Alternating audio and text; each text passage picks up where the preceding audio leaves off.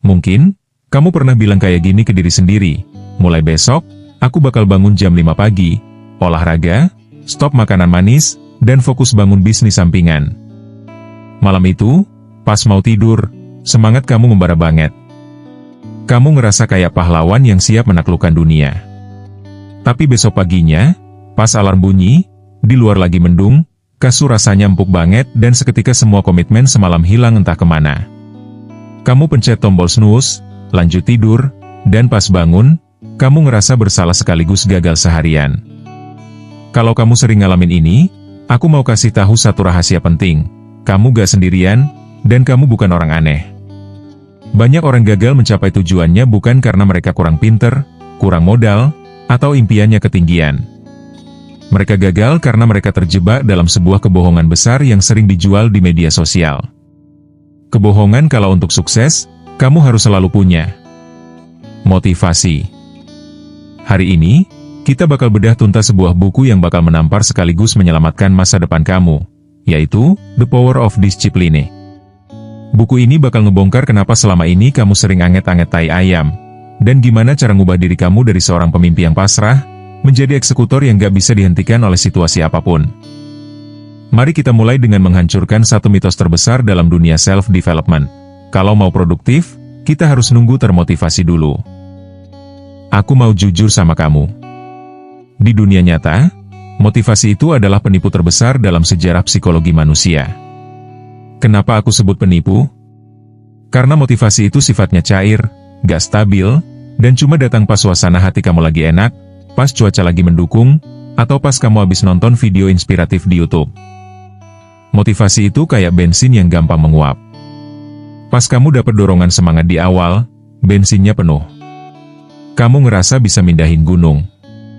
Tapi begitu kamu dihadapkan sama realita kalau prosesnya itu ngebosenin, capek, dan butuh waktu lama, bensin itu langsung habis.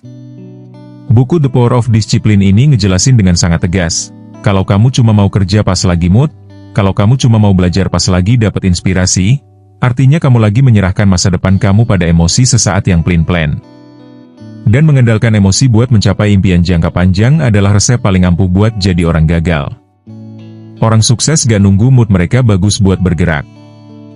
Sekarang, mari kita bedah secara psikologis, kenapa sih semangat membara di awal itu gak pernah cukup buat bikin kita bertahan?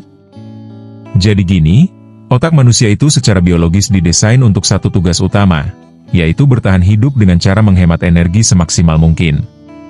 Kasarnya, otak kita itu bawaannya malas. Otak selalu pengen nyari jalan pintas yang paling nyaman, paling aman, dan paling cepat menghasilkan hormon kesenangan, alias dopamin. Pas kamu pertama kali punya ide baru atau pengen mulai diet, otak kamu ngasih suntikan dopamin karena bayangan hasilnya kelihatan seru banget. Itu yang kita sebut semangat awal. Tapi, begitu proses aslinya dimulai, pas kamu harus begadang, pas kamu harus nolak makan enak, pas kamu harus belajar hal yang rumit, otak kamu bakal mulai berontak. Otakmu bakal ngebisikin kalimat-kalimat manja kayak, ini capek banget, ini gak nyaman.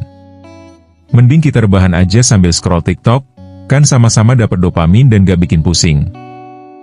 Di titik inilah, kalau kamu cuma modal semangat, kamu bakal kalah total sama insting alami otak yang pengen nyaman. Semangat itu cuma berguna buat bikin kamu melangkah di garis start, tapi semangat gak akan pernah bisa nemenin kamu sampai ke garis finish. Tanpa ada kekuatan lain yang memaksa otak kamu buat tetap jalan di tengah rasa bosan dan lelah, semua impian besar kamu cuma bakal jadi kenangan usang di masa lalu. Lalu, apa sih perbedaan mendasar antara disiplin dan motivasi yang sering disalahpahami banyak orang? Ini poin penting yang wajib kamu catat baik-baik. Motivasi itu adalah perasaan. Sementara disiplin itu adalah tindakan. Motivasi itu bikin kamu nunggu sampai kondisi sekitar kamu sempurna dulu baru mau bergerak. Tapi disiplin itu bikin kamu tetap melangkah. Peduli setan mau perasaanmu lagi hancur, lagi sedih, lagi hujan, atau lagi males banget. Orang yang hidupnya disetir sama motivasi bakal bilang, aku mau lanjutin nulis buku atau skripsi hari ini kalau ideku lagi lancar. Tapi orang yang punya disiplin bakal bilang, aku bakal duduk di depan laptop jam 8 malam ini, dan aku bakal ngetik minimal 2 halaman. Mau gak ada ide, mau mati lampu, mau lagi bosen, aku tetap bakal duduk dan ngetik. Buku The Power of Discipline menegaskan kalau disiplin itu bukan berarti kamu gak punya rasa malas. Rasa malas itu manusiawi banget. Semua orang sukses di dunia ini juga pasti merasakannya.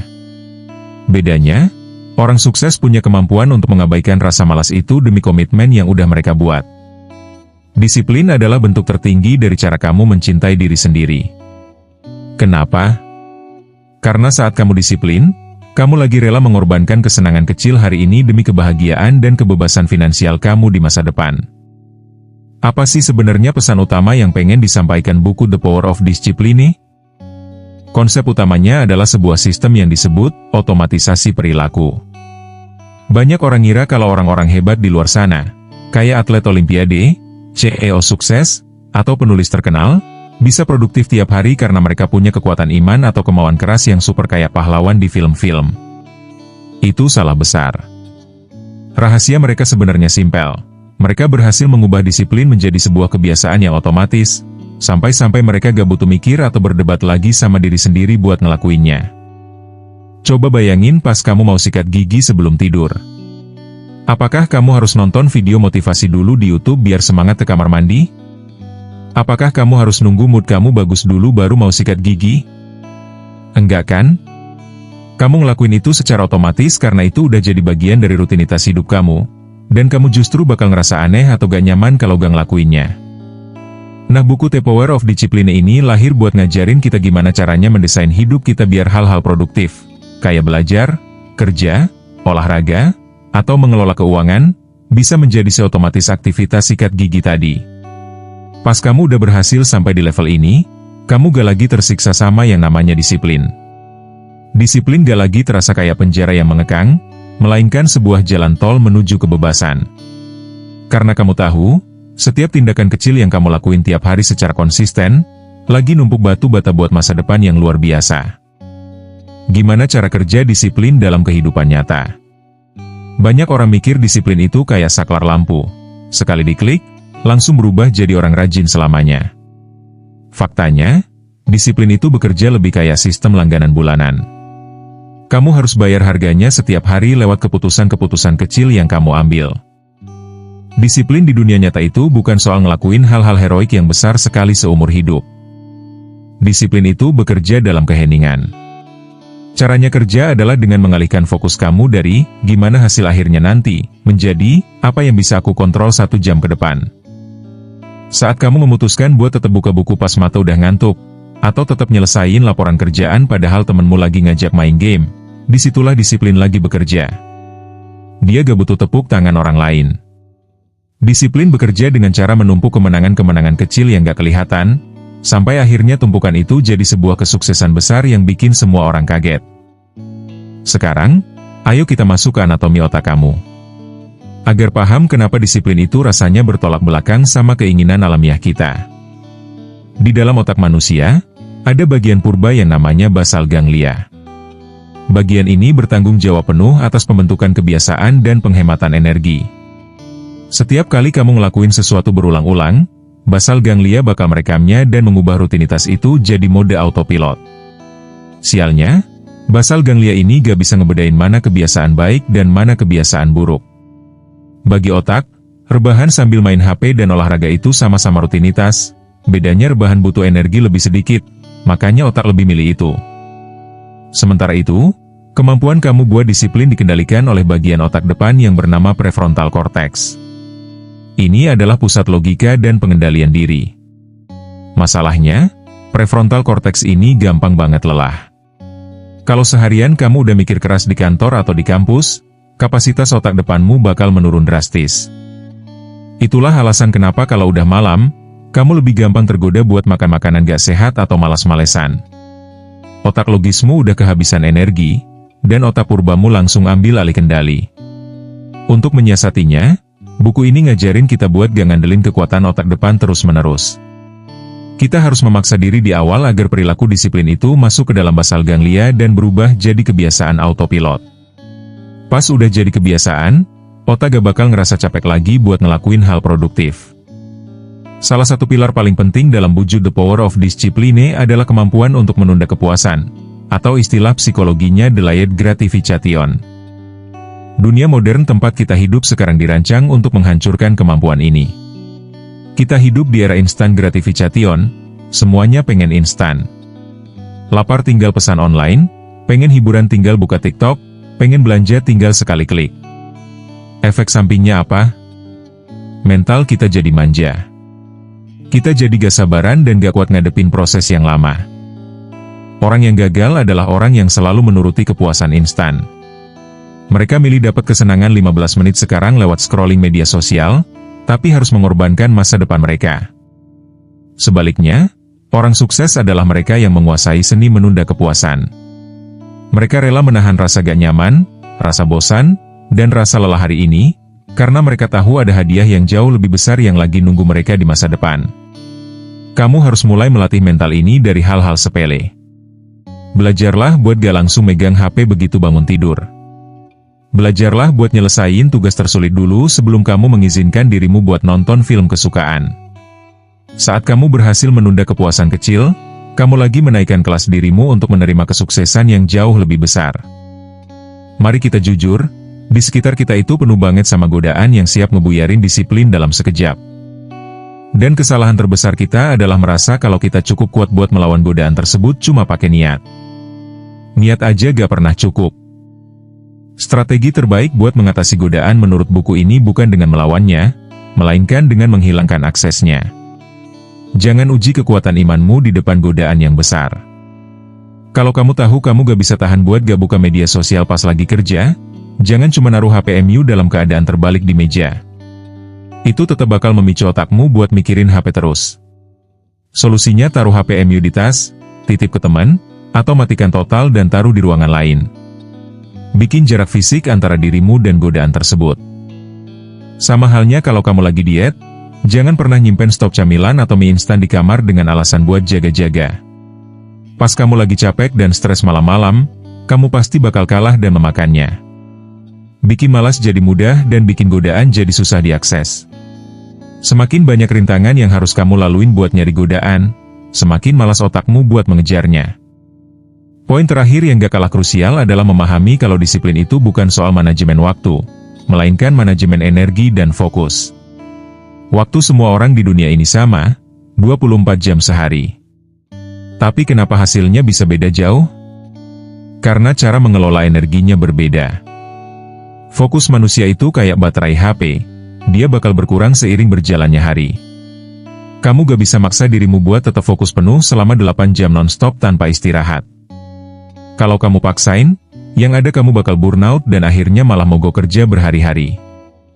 Buku ini menyarankan kita buat membagi waktu kerja menggunakan teknik interval, contohnya seperti teknik Pomodoro. Kamu fokus penuh tanpa gangguan sama sekali selama 25 menit, lalu setelah itu wajib istirahat total selama 5 menit untuk ngecas energi otakmu. Setelah 4 sesi, kamu bisa ambil istirahat lebih panjang. Selain itu, kenali waktu produktifmu sendiri. Ada orang yang energinya paling penuh di pagi hari, ada juga yang baru bisa fokus pas malam hari. Taruh tugas-tugas yang paling berat, paling rumit, dan paling butuh pemikiran mendalam di waktu emas saat energimu lagi penuh-penuhnya. Jangan balik polanya. Jangan habiskan energi pagimu cuma buat balesin chat basa-basi atau ngerapihin email yang gak penting, sementara tugas utamamu malah dikerjain sore hari pas otakmu udah sisa 10%. Kelola energimu dengan bijak, karena fokus yang tajam dikombinasikan dengan energi yang tepat adalah bahan bakar utama dari disiplin yang konsisten. Part 3. Selanjutnya kita bakal ngebahas arsitektur cara ngebangun disiplin supaya gak cuma jadi angan-angan, tapi melekat jadi identitas baru kamu. Banyak orang gagal ngebangun disiplin karena mereka berpikir ini soal merombak seluruh hidup dalam waktu semalam. Mereka pikir, hari ini malas, besok harus langsung jadi manusia super. Itu cara paling cepat buat gagal. Buku The Power of Discipline ngingetin kita kalau ngebangun disiplin itu mirip kayak belajar naik sepeda. Di awal, kamu butuh usaha keras buat menyeimbangkan badan, kaki kamu pegal, dan fokus kamu tercurah 100%. Tapi begitu roda sepedanya udah jalan berputar dan tubuhmu udah terbiasa, kamu bahkan bisa goes sambil ngobrol tanpa perlu mikir gimana cara ngedayung yang benar. Ngebangun disiplin itu tujuannya adalah memindahkan beban dari prefrontal cortex, bagian otak kamu yang gampang lelah buat mikir, ke basal ganglia, bagian otak yang mengurusi hal-hal otomatis. Caranya dengan melakukan repetisi. Kamu harus rela ngelakuin tindakan produktif yang sama berulang-ulang, melewati fase transisi yang rasanya gak nyaman, sampai otak kamu menyerah dan bilang, baiklah. Ini udah jadi bagian dari hidup kita. Sekarang kita lakuin ini tanpa protes lagi. Kunci utama supaya disiplin bisa masuk ke mode autopilot adalah dengan memiliki rutinitas harian yang jelas dan terstruktur. Orang-orang sukses di dunia bukan orang yang bangun tidur terus bingung, hari ini aku mau ngapain? Kalau kamu masih kayak gitu, sisa energimu bakal habis cuma buat mikir dan milih tugas, bukan buat mengeksekusinya. Rutinitas harian itu berfungsi sebagai skenario atau cetak biru hidup kamu. Buku ini sangat menekankan pentingnya menguasai dua waktu krusial, rutinitas pagi dan rutinitas malam. Gimana cara kamu memulai pagimu bakal nentuin momentum kamu seharian penuh. Kalau sejam pertama setelah bangun tidur kamu habiskan buat rebahan, ngecek notifikasi medsos, atau baca berita negatif, kamu lagi menyetel otakmu dalam mode reaktif dan gampang cemas. Sebaliknya, kalau pagimu dimulai dengan rutinitas disiplin, seperti ngerapihin kasur, minum air putih, olahraga ringan, atau baca buku 10 menit, kamu lagi ngirim sinyal ke otak kalau kamu adalah pemenang yang memegang kendali. Sementara itu, rutinitas malam berfungsi buat ngevaluasi hari ini dan nyiapin hari esok. Sebelum tidur, catat 3 tugas paling penting yang wajib kamu selesaikan besok. Pas kamu bangun pagi, kamu udah gak perlu mikir lagi. Kamu tinggal lihat catatan itu, pasang kacamata kuda, dan langsung eksekusi. Ini adalah salah satu kalimat paling penting dari buku ini yang wajib kamu tanamkan di dalam pikiranmu. Konsistensi itu selalu mengalahkan intensitas. Banyak orang terjebak dalam jebakan intensitas. Mereka semangat banget, lalu olahraga langsung 4 jam non-stop dalam sehari. Tapi setelah itu kapok dan gak olahraga lagi selama 2 bulan. Atau mereka belajar mati-matian 10 jam dalam 1 hari sebelum ujian, habis itu otaknya burnout dan gak mau nyentuh buku lagi berminggu-minggu. Ini salah besar. Intensitas tanpa konsistensi itu percuma. Itu cuma bikin kamu ngerasa hebat sesaat tapi gak ngasilin perubahan jangka panjang. Disiplin yang sesungguhnya itu adalah tentang konsistensi yang stabil. Jauh lebih bagus kamu olahraga 20 menit setiap hari secara konsisten, daripada olahraga 3 jam tapi cuma sekali sebulan. Jauh lebih menghasilkan kalau kamu belajar atau bangun bisnis sampingan 1 jam setiap hari tanpa bolong, daripada kamu kerja 12 jam tapi cuma pas lagi mood aja. Kenapa konsistensi itu sakti banget? Karena ada yang namanya efek bola salju atau compound effect. Tindakan kecil yang kelihatannya sepele kalau dilakukan terus-menerus setiap hari, bakal terakumulasi. Di awal mungkin hasilnya gak kelihatan, tapi dalam hitungan bulan atau tahun, tumpukan tindakan kecil itu bakal meledak jadi kesuksesan besar yang bikin orang-orang di sekitarmu heran dan bilang, kok kamu bisa sehebat ini sekarang? Seringkali, alasan kamu gagal disiplin bukan karena kamu orang yang lemah, tapi karena kamu hidup di lingkungan yang salah. Kamu mencoba buat diet, tapi circle pertemananmu hobinya kulineran makanan cepat saji tiap malam. Kamu mencoba buat fokus belajar, tapi meja kerjamu berantakan penuh sampah, mainan, dan barang-barang yang gak ada hubungannya sama produktivitas. Buku The Power of Discipline ngingetin kita kalau secara psikologis, manusia itu adalah makhluk produk dari lingkungannya. Kita cenderung meniru kebiasaan, energi, dan standar dari apa yang paling sering kita lihat di sekitar kita. Oleh karena itu, kalau kamu serius mau ngebangun kebiasaan disiplin, kamu harus berani mendesain ulang lingkunganmu. Mulai dari lingkungan fisik.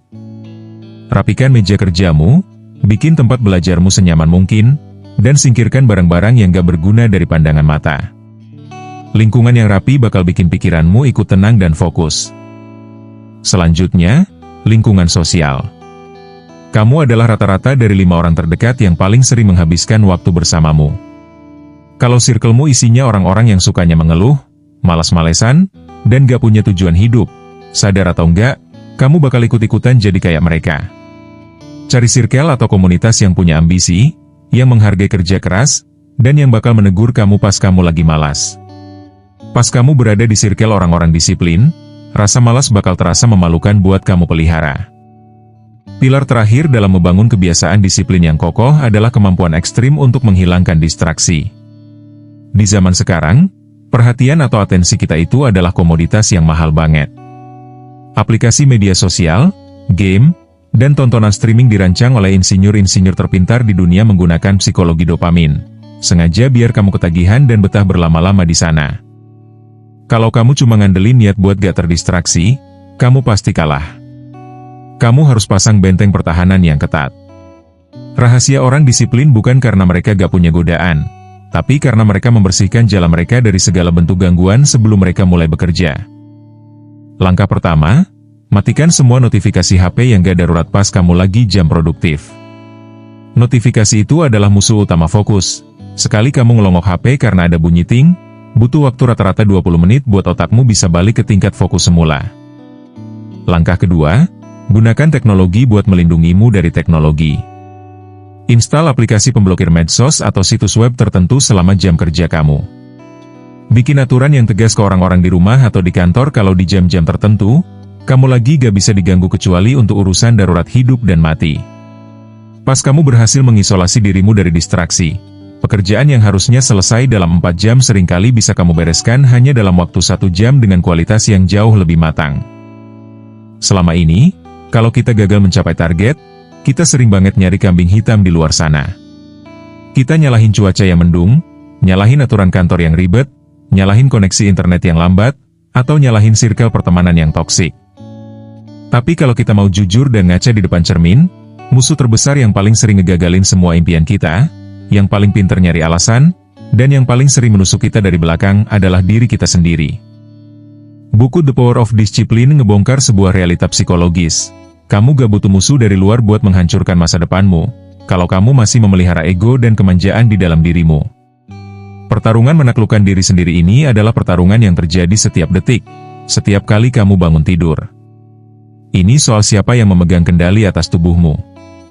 Apakah sisi dirimu yang bijaksana dan punya impian besar, atau sisi dirimu yang malas dan cuma peduli sama kesenangan sesaat? Pas kamu berhasil mengalahkan bisikan-bisikan malas dari dalam dirimu sendiri, mengalahkan dunia luar bakal terasa jauh lebih mudah. Mari kita bedah musuh internal pertama yang paling sering menyerang kita. Prokrastinasi, alias kebiasaan menunda-nunda. Banyak orang mikir menunda kerjaan itu masalah sepele yang efeknya cuma bikin kita begadang di malam hari. Padahal, prokrastinasi itu adalah pencuri umur yang paling mematikan. Secara psikologis, prokrastinasi itu bukan tanda kalau kamu gak bisa kerja. Menunda-nunda itu adalah mekanisme pertahanan emosional otak kamu. Pas kamu ngelihat sebuah tugas, misalnya belajar buat ujian sertifikasi, bikin skripsi, atau nyusun proposal bisnis, otak kamu langsung rasa cemas, takut hasilnya gak bagus, atau males sama prosesnya yang rumit. Karena gak mau ngerasain emosi negatif itu, otak kamu nyari pelarian instan ke hal-hal yang gampang kayak scrolling medsos atau nonton video pendek, biar dapat hormon kesenangan instan, alias dopamin. Masalahnya, begitu kamu selesai menunda, tugas itu gak hilang. Tugas itu tetap ada di sana, bertumpuk dengan tugas baru, dan bikin rasa cemasmu berlipat ganda. Taktik buat ngalahin ini adalah dengan memotong tugas besar itu jadi bagian-bagian kecil yang saking sepelehnya, otak kamu gak punya alasan buat nolak. Kalau kamu males bikin laporan 20 halaman, jangan paksa dirimu buat nyelesain semuanya hari ini. Bilang ke diri sendiri, aku cuma bakal buka laptop dan ngetik 1 paragraf aja sekarang. Pas kamu berhasil melewati hambatan mental di awal untuk melangkah, momentumnya bakal terbentuk, dan prokrastinasi itu bakal kalah dengan sendirinya. Musuh internal kedua adalah rasa malas. Rasa malas itu kayak hukum gravitasi dalam dunia psikologi. Dia selalu ada, bekerja secara konstan, dan selalu narik kita ke bawah buat tetap rebahan dan gak ngapa-ngapain. Buku ini ngejelasin kalau kesalahan terbesar kita dalam menghadapi rasa malas adalah kita sering nunggu sampai rasa malas itu hilang baru kita mau bergerak. Ini adalah jebakan logika yang salah besar. Rasa malas itu gak akan pernah hilang kalau kamu cuma diam nungguin dia pergi. Satu-satunya cara untuk mengalahkan rasa malas adalah dengan melakukan tindakan fisik secara paksa, tanpa nunggu persetujuan dari otak kamu. Ingat prinsip ini, tindakan mendahului perasaan, bukan perasaan mendahului tindakan. Jangan nunggu kamu ngerasa rajin dulu baru mau olahraga. Kamu ganti baju olahraga sekarang, pakai sepatumu, keluar rumah, dan mulai lari. Nanti, di tengah-tengah jalan pas tubuhmu udah bergerak dan keringat udah keluar, perasaan rajin dan semangat itu bakal datang nyusul dengan sendirinya. Otak manusia itu adaptif. Begitu kamu paksa tubuhmu buat bergerak melewati batas malas di 5 menit pertama, otak kamu bakal langsung menyesuaikan diri dan meredam rasa malas tersebut. Jangan biarkan perasaanmu yang menyetir tindakanmu, tapi biarkan tindakanmu yang memaksa perasaanmu buat patuh. Banyak dari kita yang kelihatannya malas atau suka nunda, padahal akar masalah yang sebenarnya di dalam lubang hatinya adalah rasa takut akan kegagalan. Kita takut udah kerja keras mati-matian, udah disiplin bangun pagi tiap hari, tapi ujung-ujungnya hasilnya tetap gagal dan kita kelihatan bodoh di depan orang lain. Akhirnya, biar gak ngerasain sakitnya kegagalan, kita milih buat gak usah mulai sekalian. Buku The Power of Discipline ngasih tamparan keras buat mentalitas ketakutan ini. Buku ini bilang, satu-satunya kegagalan yang sejati di dunia ini adalah saat kamu memutuskan buat gak pernah mencoba karena takut gagal. Orang-orang disiplin di luar sana bukan orang yang gak punya rasa takut. Mereka tetap punya rasa cemas, tapi mereka mengubah cara pandang mereka tentang kegagalan. Bagi mereka, gagal itu bukan sebuah akhir atau vonis kalau mereka gak berbakat. Gagal itu cuma sebuah data, sebuah feedback atau masukan yang ngasih tahu kalau cara yang mereka pakai kemarin itu belum tepat dan harus diperbaiki. Setiap kali kamu gagal, kamu lagi mengeliminasi satu cara yang salah, yang artinya posisi kamu makin dekat sama cara yang benar. Jadi, pas rasa takut itu datang ngebisikin kamu buat berhenti, jawab bisikan itu dengan kalimat, lebih baik aku gagal karena mencoba dan dapat pelajaran, daripada aku gagal secara otomatis karena cuma diam jadi penonton. Untuk bisa memenangkan semua pertempuran melawan diri sendiri tadi, kamu butuh satu senjata pamungkas, yaitu mentalitas jangka panjang. Penyebab utama kenapa orang anget-anget tai ayam dan gampang menyerah di tengah jalan adalah karena mereka punya mentalitas microwave. Semuanya pengen mateng dalam waktu 3 menit. Mereka baru disiplin olahraga seminggu, pas ngaca perutnya belum six-pack, langsung kecewa dan berhenti. Mereka baru konsisten bikin konten atau bangun bisnis sebulan, pas lihat hasilnya belum menghasilkan uang banyak, langsung ngerasa gak berbakat dan menyerah. Disiplin itu gak bekerja dalam hitungan hari atau minggu. Disiplin adalah investasi jangka panjang. Kamu harus punya kemampuan buat tetap bertahan ngelakuin hal yang membosankan hari demi hari, meskipun di permukaan hasilnya belum kelihatan sama sekali. Bayangin aja kamu jadi seperti bambu Cina. Pohon bambu Cina itu selama 4 tahun pertama pertumbuhannya gak kelihatan sama sekali di atas tanah. Kamu siram tiap hari, kamu kasih pupuk, tapi tanahnya tetap datar. Orang yang gak sabaran bakal mikir usahanya sia-sia dan bakal berhenti nyiram. Tapi tahu gak apa yang terjadi di tahun kelima? Dalam waktu cuma 6 minggu, pohon bambu Cina itu bakal tumbuh menjulang tinggi sampai 30 meter. Kenapa bisa begitu? Karena selama 4 tahun pertama, dia bukan gak tumbuh, tapi dia lagi fokus ngebangun akar yang kuat banget di dalam tanah supaya nanti pas batangnya tumbuh tinggi, dia gak gampang roboh ditiup angin. Nah, proses disiplin yang kamu lakuin sekarang, yang rasanya sepi, ngebosenin, dan belum kelihatan hasilnya, itu lagi ngebangun akar kesuksesanmu di dalam tanah. Tetap bertahan, fokus pada prosesnya, dan miliki mentalitas jangka panjang, karena hasil yang luar biasa selalu butuh waktu buat matang.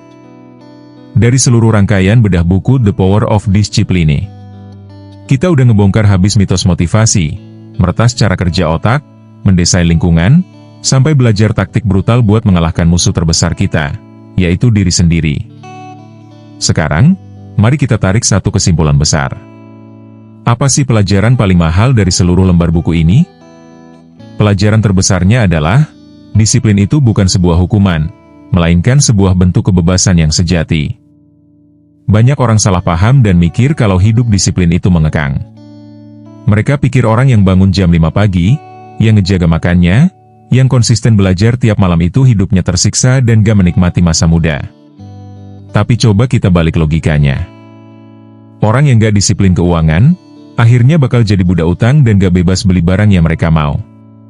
Orang yang gak disiplin menjaga kesehatan, akhirnya bakal tersiksa di masa tua dan gak bebas beraktivitas. Orang yang gak disiplin ngatur waktu, akhirnya bakal dikejar-kejar deadline dan hidupnya penuh stres. Jadi, siapa yang sebenarnya di penjara?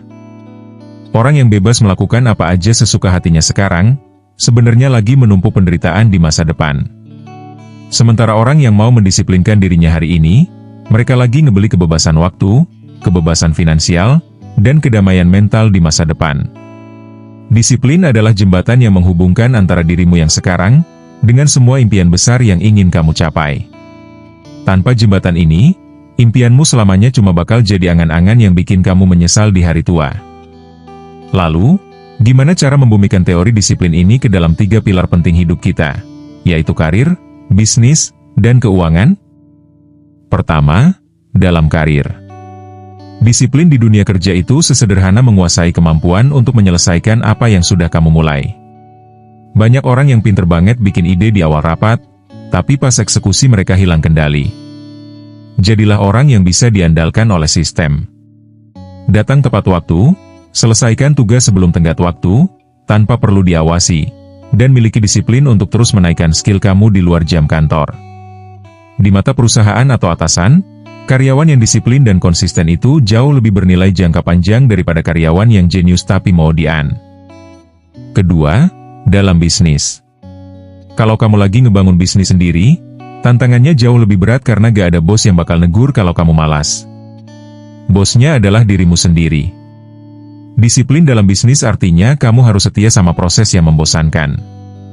Disiplin buat riset produk, disiplin buat evaluasi keuangan tiap minggu, dan disiplin buat tetap jualan meskipun hari itu belum ada pembeli. Bisnis yang sukses bukan dibangun dari satu ide besar yang viral, tapi dari ratusan operasional kecil yang dilakukan dengan disiplin ketat setiap hari. Ketiga, dalam keuangan. Ini yang paling krusial. Disiplin keuangan itu bukan soal seberapa besar penghasilanmu, tapi seberapa pintar kamu mengendalikannya. Buku ini ngajarin kita buat disiplin menerapkan rumus, bayar dirimu sendiri dulu. Begitu dapat gaji atau keuntungan bisnis, langsung sisihkan minimal 20% di awal untuk tabungan atau investasi. Jangan nunggu sisa, karena uang itu gak akan pernah sisa kalau kamu gak punya disiplin buat nolak gengsi dan kepuasan instan belanja barang-barang yang gak kamu butuhin. Sekarang, aku gak mau kamu cuma dengerin video ini sambil manggut-manggut terus habis ini lupa lagi. Kita harus ambil tindakan nyata. Apa langkah praktis yang bisa kamu lakuin hari ini juga, begitu video ini selesai? Langkah pertama, pilih satu target kecil saja. Jangan serakah. Kalau kamu pengen ngubah hidup, jangan langsung mau ngubah 10 kebiasaan sekaligus. Pilih satu yang efek dominonya paling besar. Misalnya, aku mau disiplin bangun jam 5 pagi, atau aku mau disiplin baca buku 5 halaman sehari sebelum tidur. Fokus di satu hal itu dulu selama 30 hari ke depan sampai otakmu terbiasa. Langkah kedua, gunakan aturan 2 hari. Kita ini manusia biasa, bukan robot. Pasti bakal ada hari di mana kamu gagal, entah karena sakit, ada urusan darurat, atau mentalmu lagi drop banget. Itu wajar. Tapi aturannya adalah, jangan pernah bolos melakukan kebiasaan itu 2 hari berturut-turut. Kalau hari ini kamu bolos olahraga, besok, gimana pun kondisinya, kamu harus paksa dirimu buat olahraga meskipun cuma 10 menit. Bolos 1 kali itu hilaf, tapi bolos 2 kali berturut-turut itu adalah awal dari terbentuknya kebiasaan buruk yang baru. Langkah ketiga, evaluasi tiap malam. Sebelum tidur, ambil waktu 2 menit buat nanya ke diri sendiri, hari ini aku menang atau kalah melawan rasa malas? Jujur sama dirimu sendiri. Kalau menang, syukuri dan pertahankan besok. Kalau kalah, jangan merutuk atau patah semangat, cari tahu di mana letak bocor fokusmu hari ini, perbaiki lingkungannya, dan bersiap buat menangin hari esok. Teman-teman, mari kita bicara dari hati ke hati.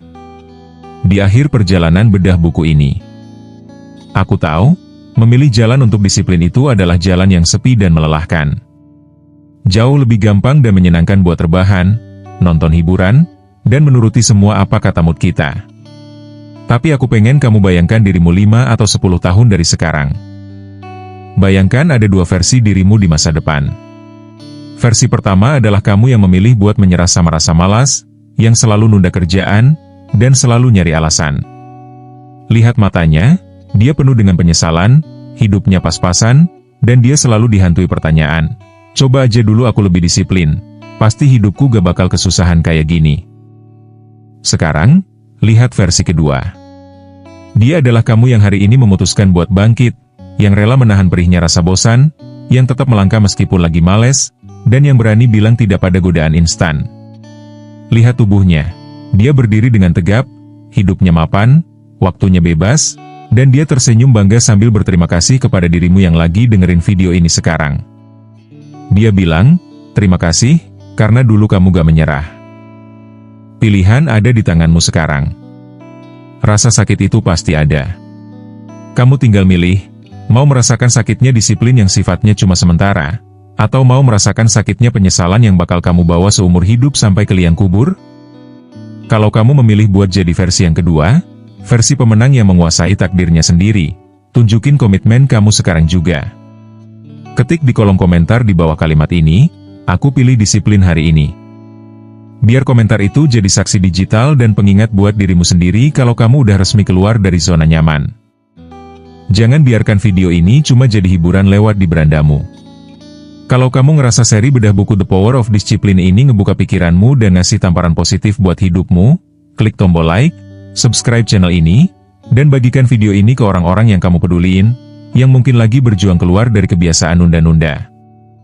Terima kasih banyak udah setia nonton dan belajar bareng dari awal sampai akhir. Tantangan sesungguhnya bukan pas kamu nonton video ini, tapi pas kamu mematikan layar HP kamu setelah ini. Matikan HP kamu setelah ini, ambil tindakan nyata, dan mulailah membangun istana kesuksesanmu. Sampai jumpa di bedah buku keren selanjutnya. Terima kasih.